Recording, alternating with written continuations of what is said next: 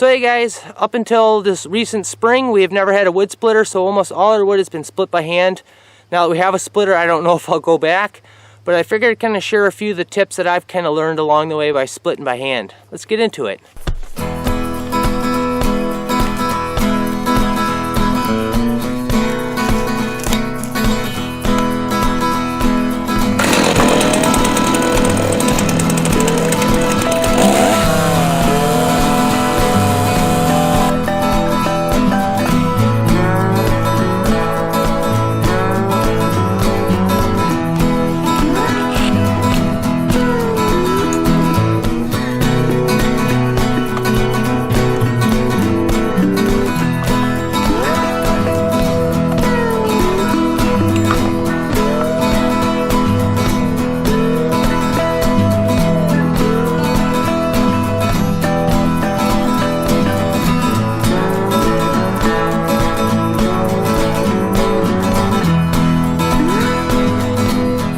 Funny, oftentimes I kind of come out and I start cleaning up and then I start realizing that there's even more to get cleaned up.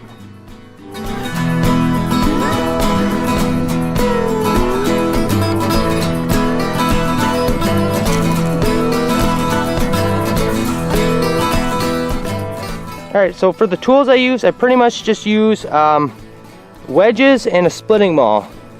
These wedges are metal wedges, they're not those plastic ones that you use for falling.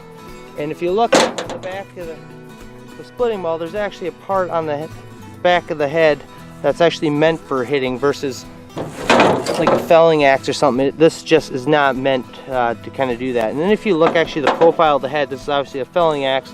It's a lot more narrow, where a splitting maul will have much more of kind of a wide head. I prefer wooden handles. I actually ended up getting this one as a gift, but I really kind of like this one a lot. And the nice part is when the day comes, I can actually go in here and replace this plastic handle. But why replace what's not broken, I guess, for right now. So eventually it'll get a wood handle, but so far this plastic handle has really held up very well.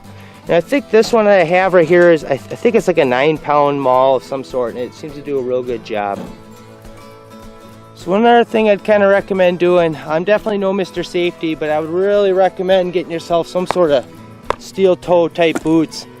Especially going out and cutting, and definitely out splitting. I've had a lot of logs kind of roll off or land on my foot, and these things have definitely saved me. So if you're kind of going out, don't be going out there in sandals. So there's quite a variety of species of trees out there, and the level of how hard they are to split from one species to another really can vary.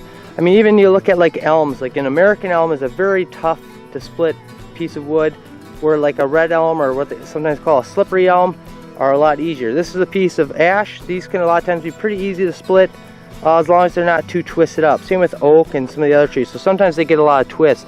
Also, if you're out cutting and you kind of get to a crotch, usually the crotch of the trees are really hard to kind of split.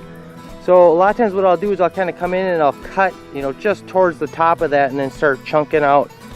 So one of the very first instincts of people when they kind of go to split wood is they usually just try to smack it right here in the middle, hoping it'll just kind of break open. A lot of times it's a lot easier if you kind of like start on the far side and you hit over here, and then kind of hit on this side and you kind of work the sides, and it kind of drives that split all the way across.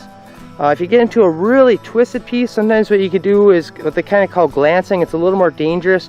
You're basically kind of hitting right here on the edge of the log, and you're kind of just chipping pieces off. So sometimes, I mean, there's definitely been pieces of wood that I've had to do that to kind of make them so they could fit in the stove, but that's kind of probably the least preferred way, just because a lot of times then the axe kind of ricochets off as well, and it just gets a little more dangerous. So I'll pull out the maul here, and I'll just kind of give you an example. I'll kind of work on the far side here, and then I'll come back and I'll work on the close side, and we'll see how well this thing splits.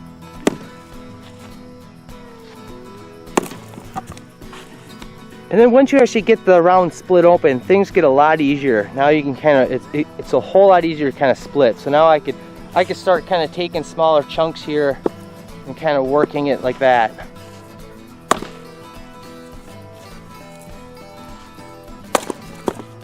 So one other thing, if you notice I was kind of splitting and chunks are flying, and I got to continue to pick some of these rounds up as I kind of split. I've seen some guys where they use tires. One thing I a lot of times will do is I'll just use a bungee cord and I'll wrap it around that, and it kind of holds it together but still gives it enough flex, so as you split it, it'll kind of split apart, but then kind of holds it back together and everything kind of stays stable.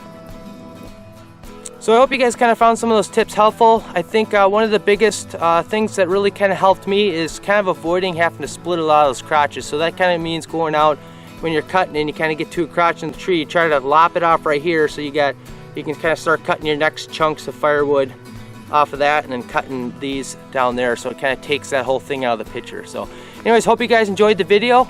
If so, let me know by clicking that thumbs up and subscribing. Thanks for watching.